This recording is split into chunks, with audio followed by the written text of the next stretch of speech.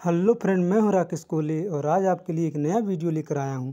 आज हम सीखेंगे ऑटोट्रॉपिक न्यूट्रिशन इन प्लांट्स, यानी प्लांट्स कैसे अपना न्यूट्रिशन लेते हैं, अपना भोजन कैसे बनाते हैं।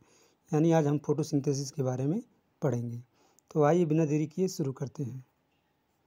Incorporation of inert inorganic materials into organic materials in the presence of chlorophyll and solar energy by the green plants is called photosynthesis। यानी फोटोसिंथेसिस क्या है? जो इनऑर्गेनिक मटेरियल्स हैं जैसे CO2 और H2O।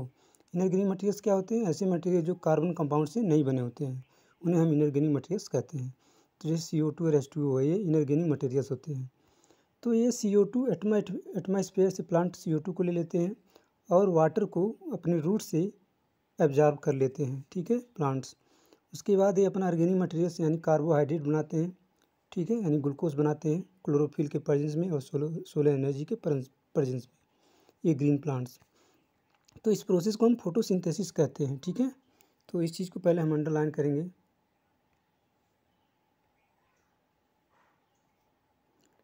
प्लांट क्या करते हैं? जो इनऑर्गेनिक मटेरियल्स है यानी O2 और CO2 ले लेते हैं, ठीक है, और क्लोरोफिल के प्रेजेंस में और सोलर एनर्जी के प्रेजेंस में अपना फूड बनाते हैं और फिर ऑक्सीजन गैस को इवॉल्व करते हैं यानी रिलीज करते हैं एटमॉस्फेयर में।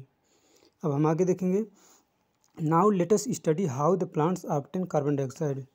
तो हमने देखा कि प्लांट्स कैसे कार्बन डाइऑक्साइड को ऑब्टेन करते हैं। In class 9th we had talked about stomata. Class 9th में हम स्टोमेटा के बारे में बात कर चुके हैं। स्टोमेटा क्या होते हैं? These are tiny pores. ये टीनी पोर्स होते हैं जो लीव्स के सरफेस पे प्रेजेंट होते हैं। Massive amounts of gaseous exchange takes place in the leaves through these pores.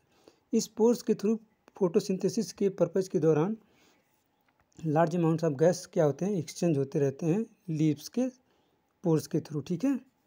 फिर कह रहा but it is important to note here the exchange of gases across the surface of stems roots and leaves as well. कह रहा कि जो gas का exchange है ये स्टेम्स के थ्रू, रूट्स के थ्रू और लीव्स के थ्रू होता है। Since large amounts of water, और लार्ज अमाउंट्स ऑफ वाटर जो है वो भी लास्ट हो जाता है स्टोमेटा के ओपन होने के दौरान, ठीक है, ठीक है। तो कह रहा कि the plant close these pores when it does not need carbon dioxide for photosynthesis.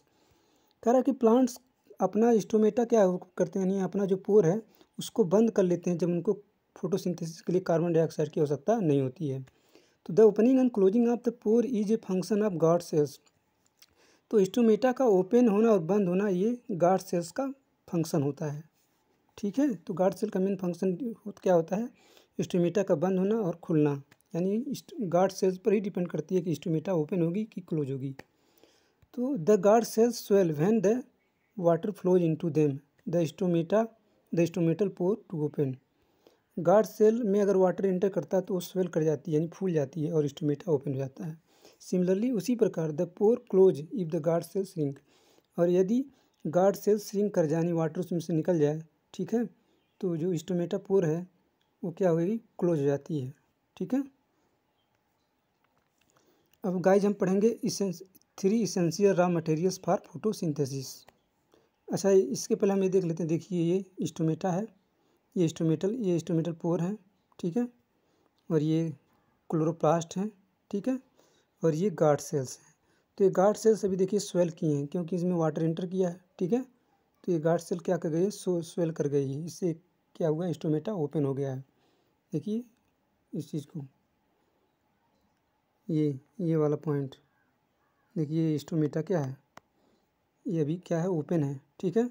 अब देखिए यहाँ से वाटर इंटर कर गया, वाटर निकल गया, तो ये स्टोमेटा क्या हो गई? सिकुड़ गई। ये वाला पोर्शन, दूसरा वाला जो पार्ट है, स्टोमेटा क्या हो गई? सिकुड़ गई, ठीक है। तो स्टोमेटल पोर क्या हो गए? क्लोज हो गए। अब हम गाइस सीखेंगे essential raw materials for photosynthesis. Photosynthesis के लिए 3 इसेंशियल रॉ मटेरियल्स होते हैं। पहला है कार्बन डाइऑक्साइड, दूसरा वाटर एंड तीसरा रेडिएंट एनर्जी यानी सोलर एनर्जी, जो सन से आती है एनर्जी, सनलाइट। अब हम देखेंगे कार्बन डाइऑक्साइड के बारे में। It is the raw material for the formation of glucose. कह रहा है कि जो कार्बन डाइऑक्साइड है ये ग्लूकोज बनाने के लिए रॉ मटेरियल्स होता है। Land plants obtain CO2 from the atmosphere through the stomata. जो लैंड प्लांट्स है, जो ज़मीन पे मिलने वाले प्लांट्स हैं, वो अपना CO2 एटमॉस्फेयर से लेते हैं स्टोमेटा के थ्रू। कह रहा the aquatic plants get their CO2 as bicarbonate through the general surface. और जो एक्वेटिक प्लांट्स हैं, जो प्लांट्स वाटर्स में, वो अपना CO2 बाइकार्बोनेट्स के फॉर्म्स में अपनी बॉडी के जनरल सरफेस से लेते हैं। ठीक है, तो CO2 use by the green plant during photosynthesis. तो जो CO2 है वो यूज किया जाता है प्लांट्स के द्वारा फोटोसिंथेसिस के दौरान, क्योंकि due to respiration in green plants, क्योंकि उसमें प्लांट्स क्या होते हैं, रेस्पिरेशन करते हैं। हेंस वी से दैट, हम कह सकते हैं कि photosynthesis and respiration antagonistic to each other. इसलिए फोटोसिंथेसिस और रेस्पिरेशन क्या होते हैं, एंटागोनिस्टिक होते हैं, एक दूसरे के अपोजिट काम करते हैं। अब हम पढ़ेंगे गाइज वाटर के बारे में। दूसरा जो रॉ मटेरियल्स है फोटोसिंथेसिस के लिए वो है वाटर। तो वाटर कैसे मिलता है? Water is the second raw material for the purpose of photosynthesis. Photosynthesis का जो सेकंड रॉ मटेरियल है वो है water. Plants absorb water from the soil with the help of their root system. तो प्लांट अपना जो वाटर है वो सोयल से लेते हैं with the help of root system. Root system की वजह से सोयल में जो वाटर होता है उसको ये एब्जॉर्ब कर लेते हैं। ठीक है, अब गाइज हम देखेंगे रेडिएंट एनर्जी यानी solar energy. For the purpose of photosynthesis radiant energy is needed. The radiant energy is trapped from the solar energy by the green colour pigment called chlorophyll present in the chloroplast. Chloroplast में chlorophyll pigment होता है, green colour का pigment होता है। तो ये क्या करते हैं, सोलर एनर्जी को ट्रैप कर लेते हैं। ठीक है, तो आज के लिए इतना ही गाइज। तो आप हमारे चैनल को लाइक और सब्सक्राइब करना ना भूलें और हमारे वीडियो को शेयर भी करते रहें ताकि अदर्स स्टूडेंट को इसका लाभ मिल सके। तो आज के लिए इतना ही, जय हिंद।